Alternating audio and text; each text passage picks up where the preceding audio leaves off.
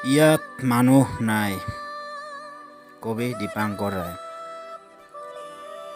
পহিলা কুকুৰাৰ ডাকতে সাৰ পাই আগবাঢ়িছিলোঁ বাটলে। এখোজ দুখোজকৈ বহু খোজ, চৌদিশে কুঁৱলীৰ আচ্ছাদন। এইটো বতৰতে কোনেও কাকো চিনি নেপায় আৰু অবাটে খোজ পেলায় আপোনজনৰ বিপৰীতে। ইফালে আকৌ খচৰ মচৰ শব্দ সৰাপাতবোৰৰ। তথাপি এপাহ শেৱালি বুটলাৰ অপচেষ্টা কৰিলোঁ। ছাটকৈ সোঁহাততে সৰি বহিল হালধীয়া সৰাপাত এখিলা আৰু ফুচফুচাই কথাষাৰ ক'লে, ইয়াত মানুহ নাই।